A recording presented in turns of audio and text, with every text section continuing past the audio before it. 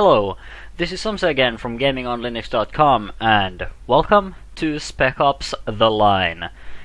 So this is a new third-person tactical shooter that we got.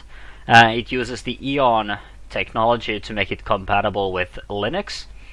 And here are basically my thoughts. So this is going to be the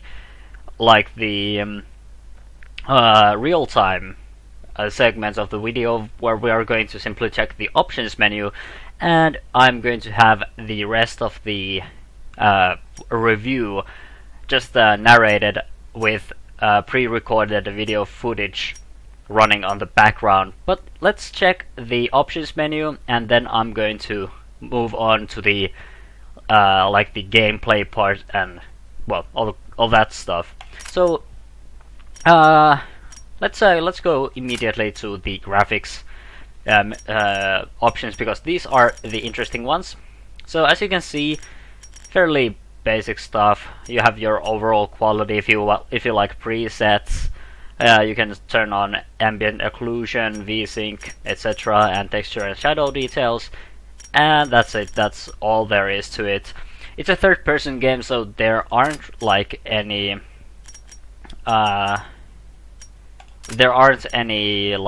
field of view options or anything. These are just the controls, which you can rebind. And then there's gamepad if you have one plugged in. In my case, I don't. And then there are naturally the audio options. I have turned down the music because the game has some copyrighted music that I simply cannot play, at least without some issues with YouTube. But fairly normal stuff and subtitles, etc. So that's basically it for the options menu. Let's move on to the actual game. So, like I said, this video will be done in a rather different style. For this title I've abandoned the real-time, live commentary style video, and instead moved to a format that is, essentially it's it's edited gameplay material on the background, and I'm talking on top of that. And this is to avoid some certain spoilers, because the game in the story mode is rather full of the said spoilers. So that to avoid all of those, I decided to change the format just a bit. If you have any feedback, please send it my way. I definitely want to see if I can improve the GOL cast format in some way. But let's move on to actually the game here. That's the main attraction here, not just me talking about stuff. So, Spec Ops. Spec Ops is a tactical third-person shooter, and it was released relatively recently. I'm sort of behind on my schedule, and I should really get back to the my old quota of videos per week, but I've had some trouble with that. And it uses the Eon technology, as you might already be aware. It's not a very bad game, though. I mean, performance-wise, Eon has been performing relatively well. If you take Bioshock Infinite, for example, you will see that actually you can do quite a lot of stuff with the Eon technology. So the game is it's fairly basic tactical third-person stuff. It's heavily cover-based, so you will be taking cover a whole lot. Most of the combat will be you sitting in cover, trying to shoot at enemies who are also in cover, and then also using alternate weaponry like grenade launchers and grenades to get them out of the cover, or do the regular old shoot the heads thing to eliminate them. You're also very vulnerable, so if you actually leave your cover, you will die rather quickly. The game is quite unforgiving for those that do not, stick to their cover. Also, sticking to some cover might be rather deadly, because some of the cover is also destructible. The game starts off really simple. It's at the beginning, it's very, very, very average. I mean, it's super average. Even the game is set in, well, let's talk about the setting just a bit. So Spec Ops is set in Dubai, where the city has been, for some reason the city has gone just completely insane. There are these like sandstorms that have isolated the whole city, and for some reason the city has started to fight with itself. So there is basically a civil war situation going on in the city, and you play as US soldiers that are trying to like find survivors and to get them out of the city. And the game starts off with you running into some of these people from Dubai, and it seems the game starts, it's as if the game would be like the regular old USA versus the terrorist situation, where you are fighting in the Middle East and killing people with your small squad. But that's actually a bit deceiving, because Spec Ops is not quite like that. Yes, at first it seems very, very, very simple, and also rather like unoriginal. But as the game progresses, and this is where all the spoilery stuff that I want to avoid comes in, it actually turns into something like something serious. It's not just like huge explosions, Michael Bay, USA versus the terrorist thing. Actually, there is a lot of like stuff that actually moved me quite a lot, and I would say that Spec Ops is one of the best shooters I've played recently. And that's not because of the gameplay mechanics. Personally, I think the gameplay of Spec Ops is actually rather, it's dull, it's annoying. I hate cover systems where you have this, like, you have to press a button to, like, you're basically glued to a wall or something. I hate those kinds of systems. I don't like cover-based shooters, and I don't like third-person shooters a whole lot. I personally prefer first-person shooters. But the story is actually what made up for all of these things. Even though the gameplay was at times, like, it was quirky, I got stuck in cover, and I wanted to get out of cover, but the clunky controls, well, the controls are not that clunky, and especially if you play it with a controller. I had some trouble with that, by the way. I couldn't get it to like properly work with my controller. I did test it out after I had calibrated my gamepad, and after that it worked better. But yeah, the game is like designed with a controller in mind. It doesn't work all that well with a keyboard and mouse combination, but who would play a shooter with like a gamepad? It makes no sense to me. But in any case, the story made up for all of that, because the story actually, it does some very, very, very interesting things, and it actually turns the whole situation upside down and makes you question what you are doing, and it makes you think, is this the right thing to do? It also presents to you a lot of like options.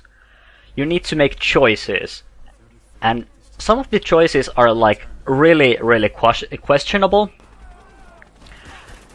Like, do you kill that guy, or do you kill that guy? Do you save these people, or do you sacrifice this person? And it goes way bigger than that, as of course, but I don't want to like spoil all of it. I just want to say that Spec Ops has a very, very interesting story, and the ending was just absolutely amazing. I'm not going to spoil any of it, because I don't want to.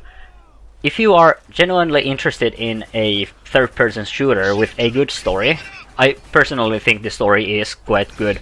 The beginning is a bit slow, and it's not all that interesting, but soon enough it actually... at first it might, when the interesting stuff starts to happen, it might seem a bit confusing. But when the puzzle pieces are slowly put together over the course of the story, you will actually have a story that is genuinely interesting, and the ending is, yeah, it puts everything. Yeah, I'm running out of words to describe all of this. But yeah, it's totally a good game story-wise, and I would definitely recommend you to get it. The Eon technology, like I said, it doesn't really cause any problems with it. The game still runs at like I believe the game ran at like over 100 frames per second for me at 1080p, and it was basically like that the whole game. During the whole game, there weren't any areas where the frame rate suddenly dropped. The action was on the screen was never too much for Eon to handle, and really the only problem I had with it were these small hiccups that the game had occasionally, where the like the game kind of froze for a second and then continued. And these were during, like, when the game streams more content from the disc to the screen. Well, to the engine, but anyway. And it seems that can be fixed. I applied a fix that was suggested on in the article comments for the release article for the game. And that seemed to fix it. So basically what you had to do was you had to change I believe it was something like the cache size from the game settings, and that when you increase that, the game actually streamed the content better, and that made the game like smooth once again. So it was something that was relatively easy to fix. The other problem was that the main menu seemed to have some problems where it would over time get slower and slower. I believe that was fixed, because I haven't seen it after the last time I, like, after, like, well, I have played the game after that a couple of times and I haven't seen it, so I assume it's fixed now. But it was a really small problem and it didn't affect the game, it just made the main menu very slow to, like, start up, and very, like, the main menu ran at super low frame rates. That was the main problem. But honestly, because that didn't affect the gameplay at all, and it fixed itself in like a minute or two, I wouldn't really call that a problem. Another problem I had was related to shadows. So some of the shadows were a bit reddish. I'm not sure why there is this like a reddish tint to some of the shadows.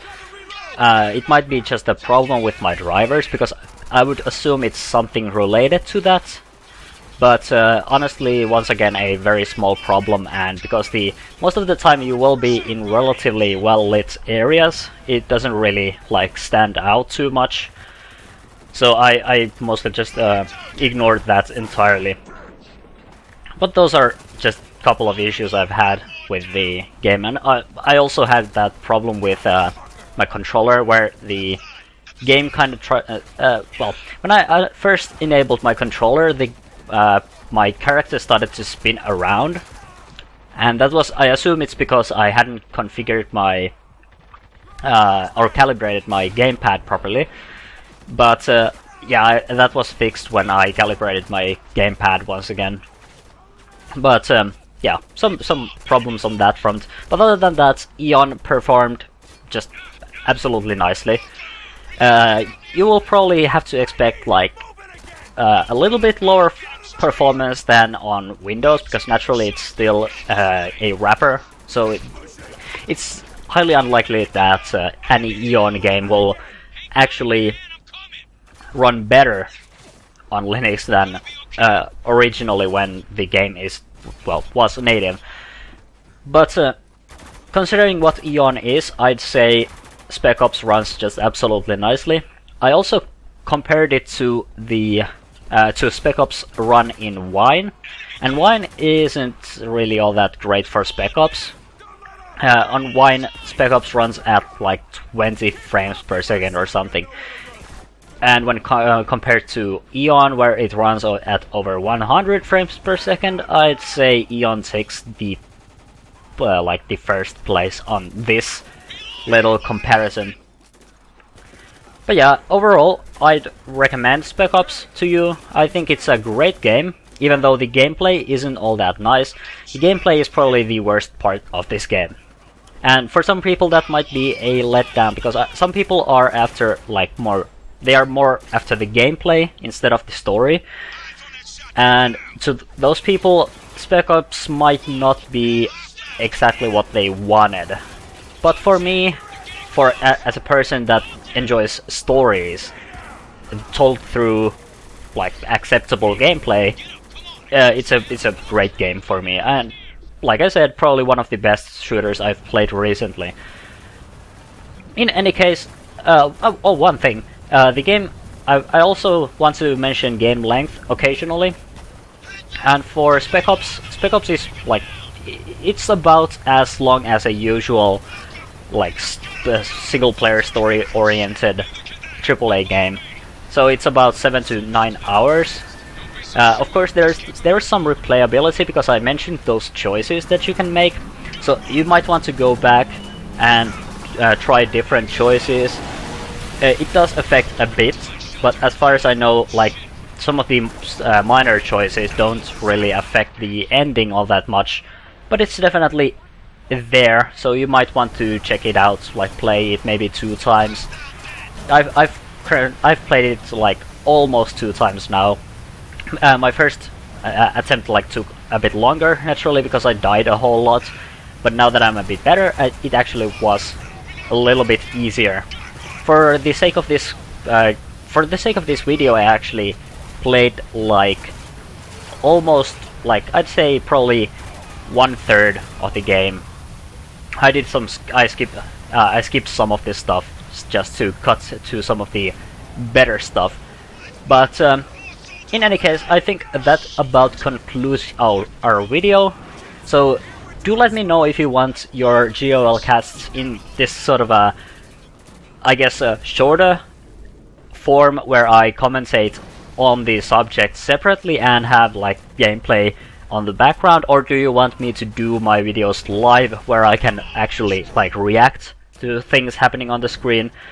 I'm not sure what the future of GOL cast is, because it seems that when I do live stuff, I am sort of doing it from the perspective of a Let's Player, and that doesn't really work all that well for critical content where I should be talking about a game and be relatively like conscious about it, so that I can relay a lot of information in as short of a time as possible. But in any case, hopefully you have enjoyed this video, and we will see in future videos and live streams.